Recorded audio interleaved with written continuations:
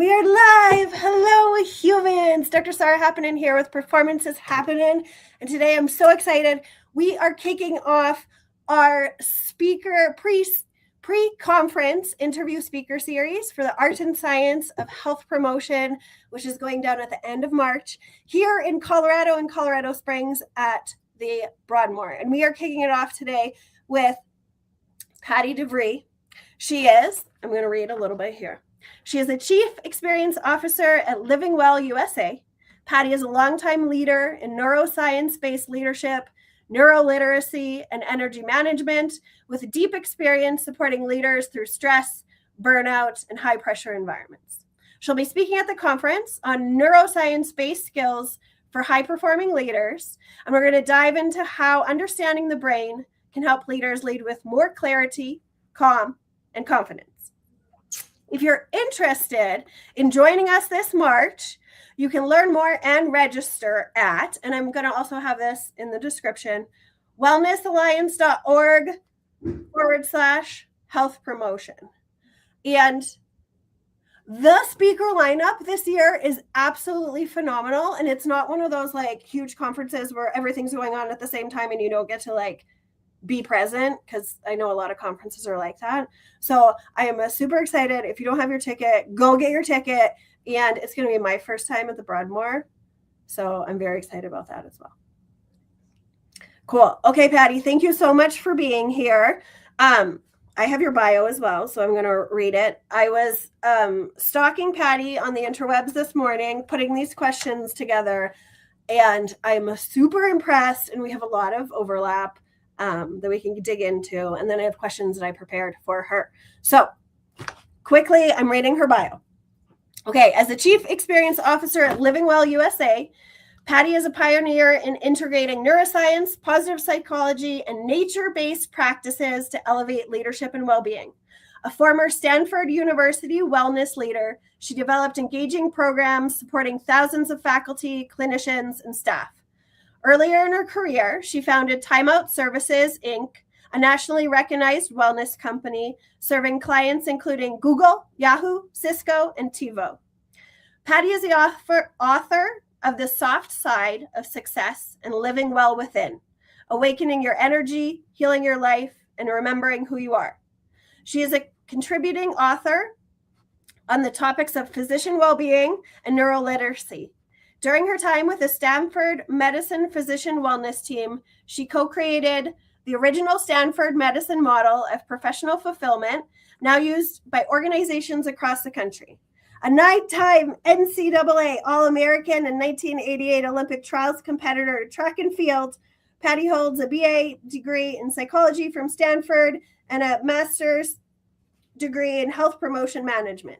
Today, she leads transformational leadership programs at her 4.5-acre retreat center in the mountains, overlooking the forest all the way in Monterey Bay in California. She and her husband have transformed their land into a place for growth, empowering individuals and organizations to thrive from the inside out. So impressive. Thank you. That's amazing. So I found out 12 days before the Olympics I wasn't going. I was ranked 30th in the world. They were supposed to take 34 females, and 12 days before the Beijing Olympics, I found out that they were taking 29. So that was the kick in the back, in the butt.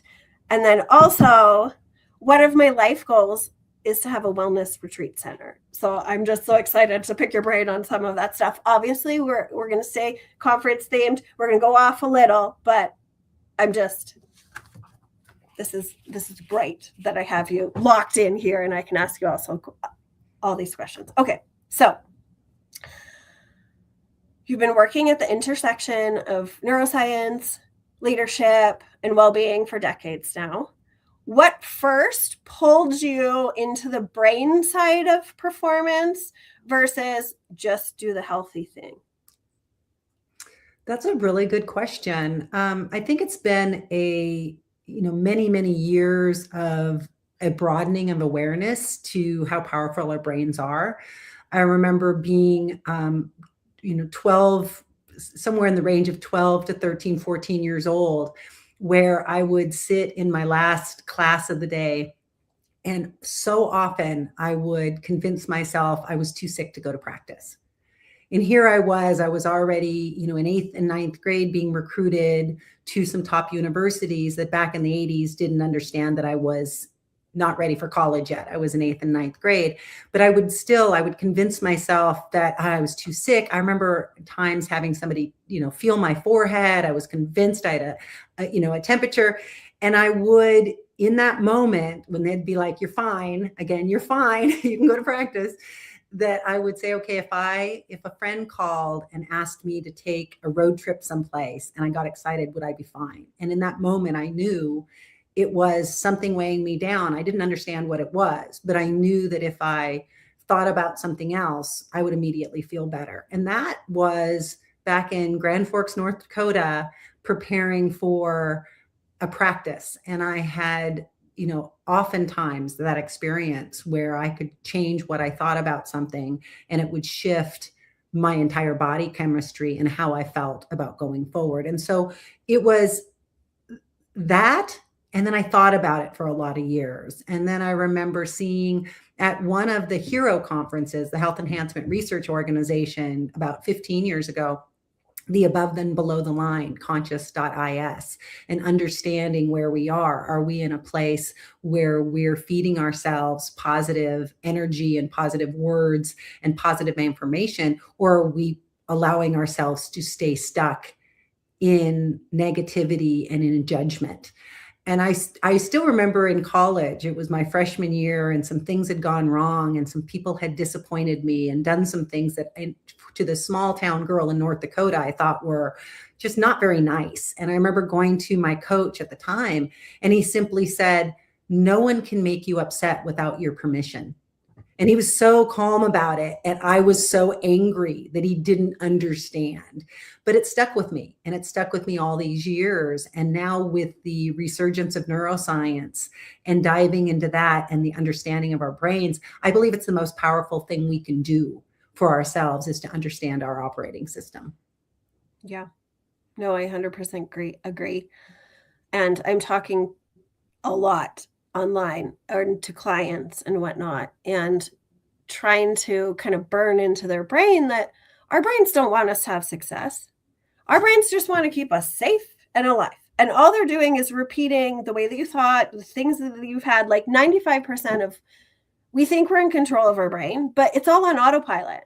And it's not bringing you closer towards your goals unless you decide to change it, right? Because that's uncomfortable, and our brains don't want to be uncomfortable. They don't want success for us. They just want alive. And whether that's repeating behaviors that have either been helpful or harmful in the past, they've kept you alive. So your brain just, like, it's going to be on autopilot unless you're like, "Hey, hello, brain. Here we are. Like, let's tell it what to think." And then we can have more strategies, but it's just going to go on its own. It's like a rogue little toddler sometimes, So I love that. And I love that's awesome that you discovered that so early, like still in college. I had a similar experience. I studied sports and exercise psychology. And like when you're an athlete and you kind of get into that and you're like, oh, how you actually think affects how you perform. And if you can control how you think, you're going to perform better. Like, I thought I had the magic wand. I was like, woo, look at me doing sports psychology on myself. But I think it's so awesome. And I think it's great that you discovered that so early. And then that's such a driving force of how to, help yourself and others moving forward. Mm-hmm. Yeah. Cool. Okay. Your session focuses on neuroplasticity and self-regulation. Mm-hmm. So I have a follow-up question for this, but can you explain to the people who maybe aren't so familiar with the term, what is neuroplasticity? Neuroplasticity is our brain's ability to rewire itself. And we can be the observer of our thoughts instead of the ship just going with the waves. We can actually be at the helm, understanding the waves coming, understanding the waves going, understanding how to ride those waves, and understand which of those waves can take us to where we want to go, and which of those waves are protecting us for some other reason. And so our brains being, plastic means that we can, if we don't like a behavior, we can back it up, start to understand what beliefs have maybe created the pattern that we're in, what understanding, what conditioning maybe that we had as a child, what behaviors protected us as a child, and then understand where our attention is now. What are we, where is our attention? Where is our fears? Where can we start to think about our own personal operating system, which mine is going to be different. We're all going to have a different operating system, things that will motivate us, things that will deplete our energy. And as we get to know ourselves and calmly, without judgment, start to look at those things that we've been conditioned to do without thinking, everything from, how we wake up in the morning and what we eat in our first meal, to how we wrap up the day's activities and make ourselves a nice place to rest our bodies. How are we thinking about our bodies? For many of us who grew up in the 80s and 90s, there's still this hyper focus on our body image and how we show up and how our clothes fit and do we look as good as someone else? It's that constant comparison. And to understand that comparison does not serve us. That judgment in any way, shape, or form depletes our energy. And then starting to understand that we can, as the observer, start to observe those behaviors, those belief systems, those places where our attention has been taken before, and start to have more agency over that. I love that. And I heard it's important for the folks listening, you said it twice, without judgment. Without judgment, right? Because, that's one of the definitions of mindfulness too, but our brains hear absolutely everything we tell them. Mm-hmm. So be careful what you're telling yourself. And my cue that I always tell my humans is like, would you ever utter those words out loud to another human being? If not, please don't speak to yourself like that. I would say, let's speak to ourselves like our own best friend. Because even if you're just thinking the thoughts, your brain is hearing everything that you're saying, and then it will look for evidence to make those things true. Another thing that I think it's important is neuroplasticity is available in your brain at any age, right? Yeah. So many, like old dog, can't teach him new tricks, or humans. Like I have taught an 88-year-old how to balance on his hands and his knees on a ball in the gym. And I'm like, anytime anyone gives me an excuse, and I was like, nope, here's a picture. Look at Lee, look what he's doing. So I think that's really important to know that regardless of age, you are never too old to learn new skills, right? To train your brain differently. So I love that. Okay, second part of that question. I'll just start again. So now that we know what neuroplasticity is, I'm assuming everyone knows what self-regulation is, but if you want to go into that, you can. So your session focuses on neuroplasticity and self-regulation for leaders under constant pressure. What's one brain-based shift that makes the biggest difference in staying out of reactivity? So understanding, I think again, we're going to go back to the beliefs a little bit, and I'm going to touch on just for a moment what you said about judgment. I'm going to go a little bit further that yes, your brain hears the judgment, and your brain actually takes it upon itself to accept that judgment to your body. And so not only does your brain accept that judgment, if you say that somebody else is, let's say X, Y, or Z, that person's X, Y, or Z, whatever that judgment is, your body hears that is the judgment towards itself. And as we judge another, then our body chemistry goes into that reactive mode because it feels that energy, that negative energy. And so our body it basically alchemizes to the negativity that you just tossed out, that you just accepted. Now, we're all going to have those thoughts. We're all going to have that initial judgment. We're all going to have it. It's what we do with it. Do we feed it? Do we add to it? Do we continue to feed on it? Or do we say, wow, that's an interesting thought. I wonder where that came from. And then we can start looking at the belief. And I know for myself, I grew up in North Dakota where the body image was a big deal. My mother struggled with her weight her entire life. And I remember going for a bike ride And her comment when she saw someone that was larger than her was, looks like we can go have some chips and salsa. That was her way of saying, I'm not as big as her, so let's go have some chips and salsa, which was really just a negative remark about herself. And so to understand how those comments get to the root of the problem, which is her belief system, right? Her belief is that she was struggling, she was judging herself, and it came out in other areas. And so as a leader, to take that step back and willingly, non-judgmentally, step back and see where my triggers as a leader are, where my judgment as a leader is. I remember having employees where I had, and I'm not proud of this, had basically said, you know what, they're just not going to work in this system. They're not going to work in this organization. And in my mind, had sort of written them off as employees. Not out of meanness, I didn't think, but the judgment was they're not going to work in this environment. So I stopped trying. So what are the belief systems that are impacting our employees? And if we as leaders have decided this person is not going to be successful in the role, then it's time to either change that, plant a new seed that they are going to learn, they can learn, that they're capable, that they are willing to learn, to have that one-on-one conversation, instead of letting that seed that this employee is not, let's say X, Y, or Z, whatever it is we've determined, we've planted a seed in our mind, and now we are looking for proof. As you said earlier, our brains are meaning-making machines, and we're now looking for proof that that employee is exactly what I judge them to be.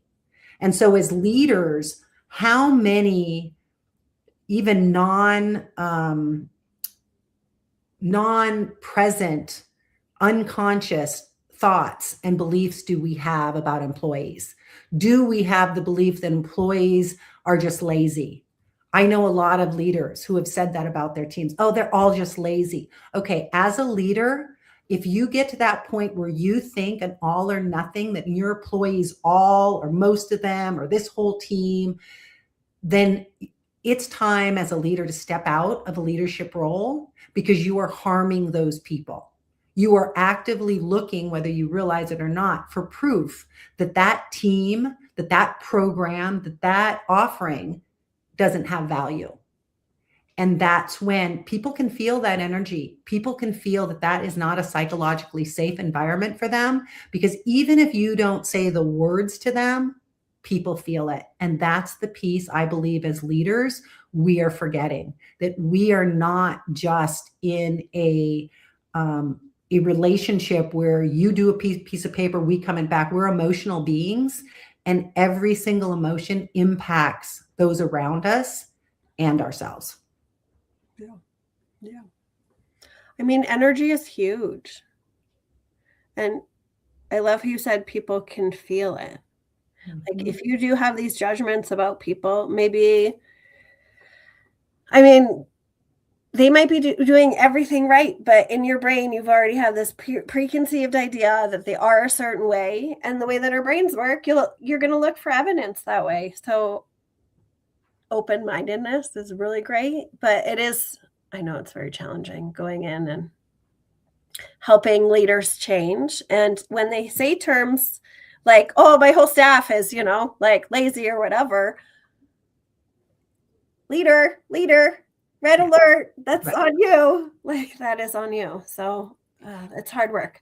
It's also hard work. And I want to say it's not just for leaders. It's also in relationship, because we know from positive psychology that, 6 months to a year after being rewarded with the most wonderful relationship, the most wonderful job, the most wonderful house, anything it is, 6 months to a year after we receive the best thing that ever happened to us, we will start to find fault with it. It's in our DNA to start looking for what. So even in our relationships with our significant others, I'm very careful, because when I go below the line, when I get into a negative space, I will find what's negative about everybody else around me if I am left to my own, because that's now the level of awareness I'm in. I'm in a level of awareness where I'm going to seek out everything else that's wrong, because I'm in protective mode. So if I even allow myself to plant the seed that says, oh, man, I love that husband of mine, but damn, he's lazy, I will again spend the next many years of my life proving to myself that he's lazy. And every time it happens, if I'm not aware and if I'm not continually finding what's right in the relationship, I will start to find what's wrong. And when I start to look for what's wrong, I will become that negative vessel, finding everything else that's wrong in that relationship. Yeah.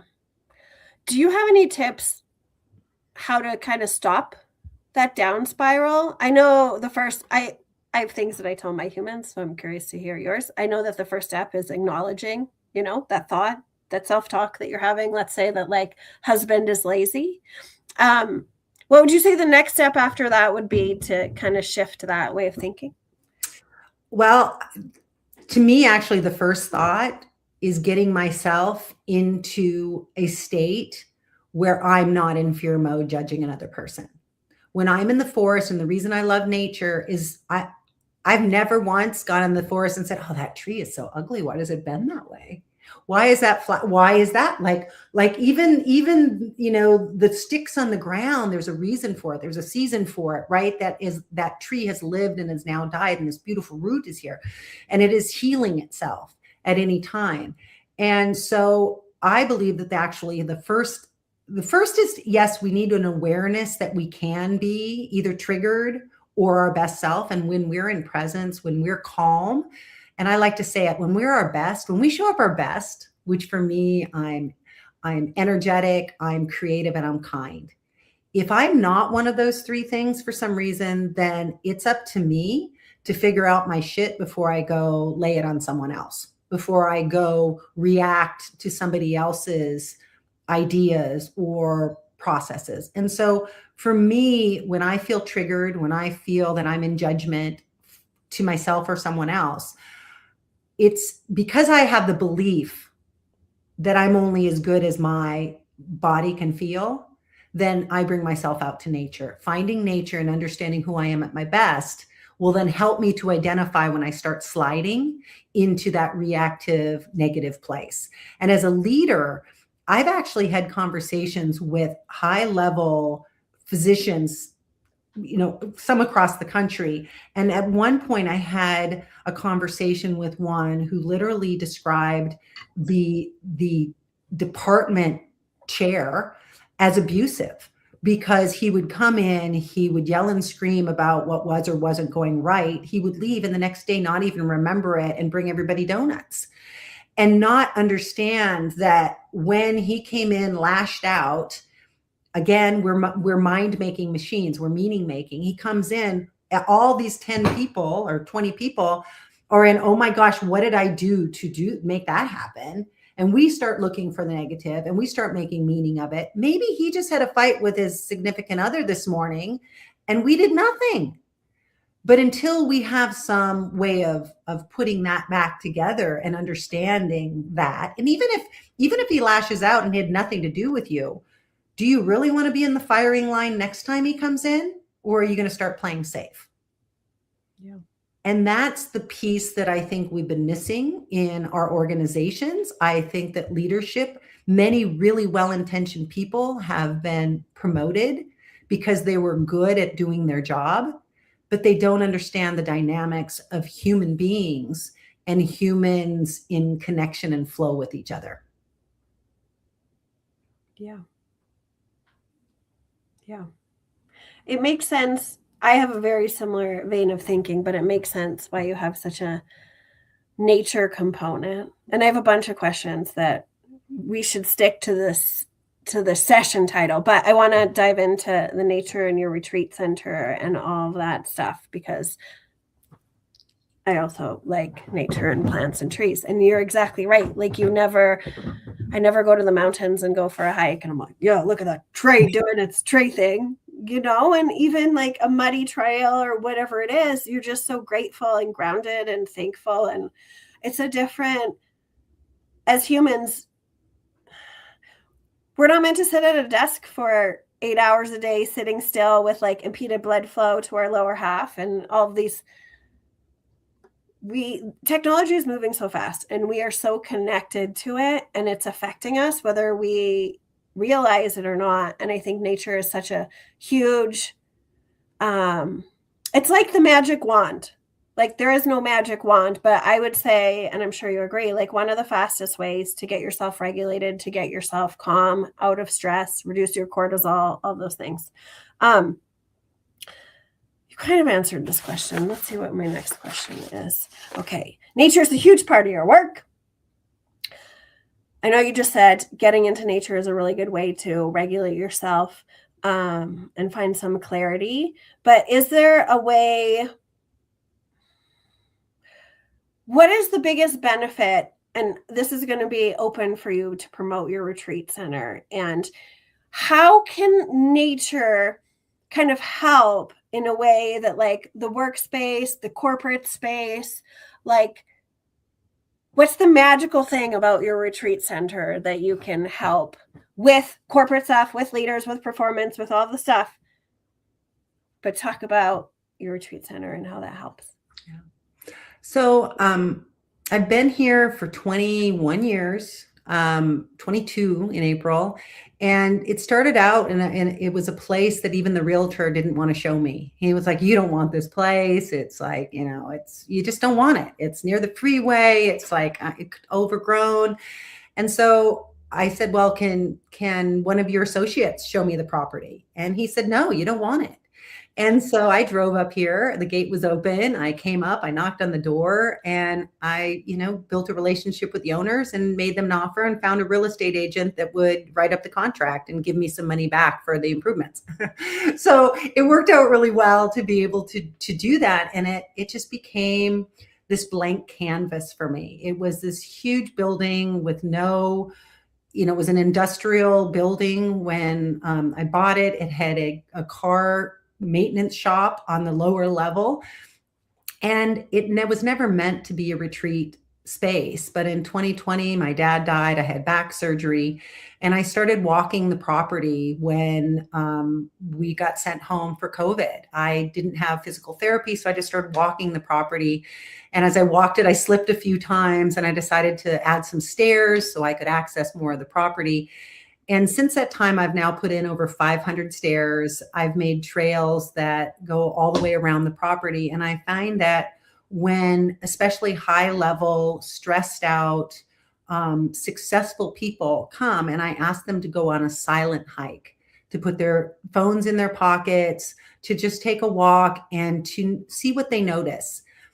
That ends up being, even though I feel like I've got lots of wisdom to share, at the end of the day, so many of them say the best part of the day was for me to just be unplugged and to be in nature and to, just not talk to anyone. And I'm over and over again surprised by how therapeutic it is because of that. When we're in nature, there's nothing out there that's going to harm us. Not on the property at night. We'll see some bobcat and mountain lion on the camera, but they don't come near us. They don't come on the trails during the day, and we don't go down there at night. So we have this, just love for all the wildlife that's out there.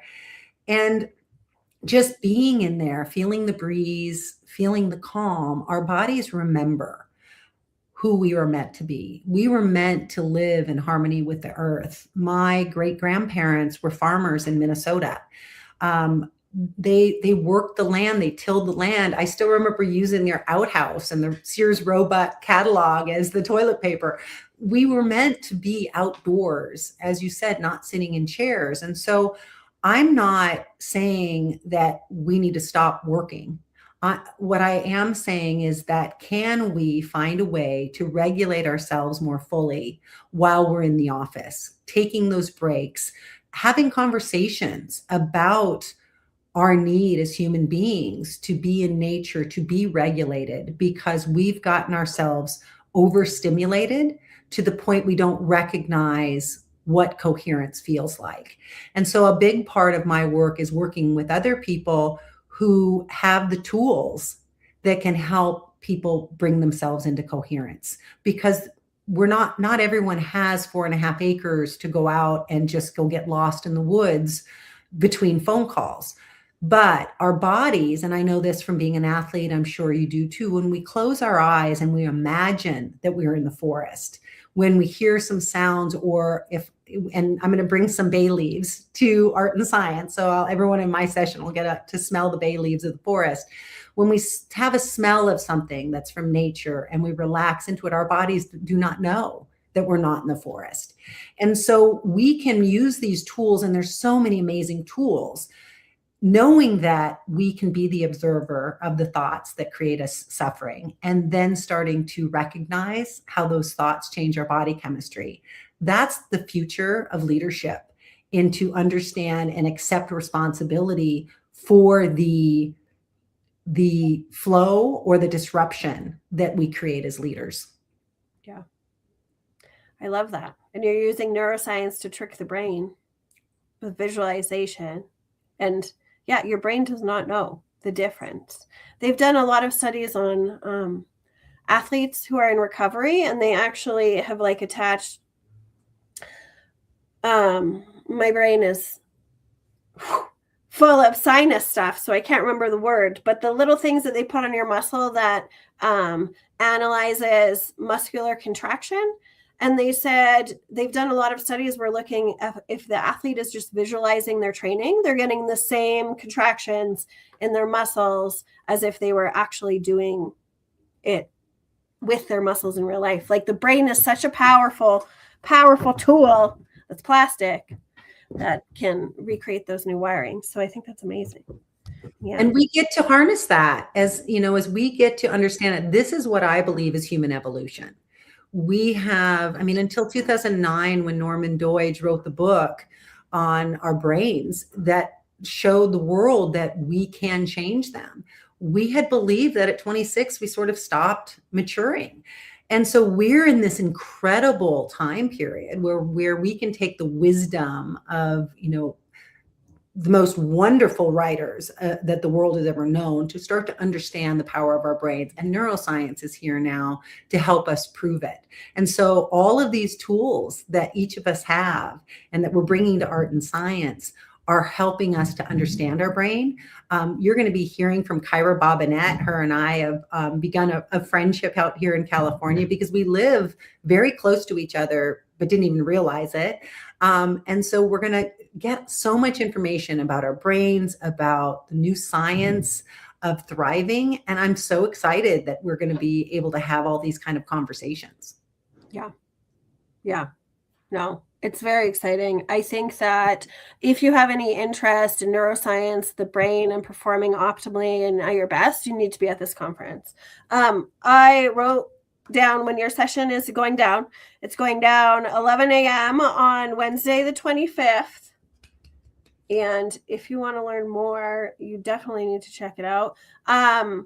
Your website, should be in the description, but can you let people know if they want to learn more about yourself or your retreat center? Where can they find you? Yeah, we're livingwellusa.com. We have certainly that side of the business. And then we also rent it out for weddings and other events, which is just livingwelleventcenter.com. And we love doing all things that are about the science of the brain, including celebrations, including, bringing people together to cherish the moments in their lives where they're getting married, whether they're starting, new companies. We've had groups here that are launching new enterprises, and we just have a lot of fun finding the best part of living. Awesome. I love that. And for those of you watching, if you're attending the conference, my session goes down at 2 p.m. on Thursday. It's called Unlocking Potential, Thriving with Neurodivergence in the Workplace. So come see me, come see Patty, say hi to us in real life if you are there, and keep staying tuned. Stay tuned to whichever channel you're watching this on, because now through March, all the way up into the conference, I'm going to be interviewing more speakers and give you guys a lot of information, and I can't wait. And Patty, I'm looking forward to seeing you in real life in a few months. Thank you so much. Okay, awesome. And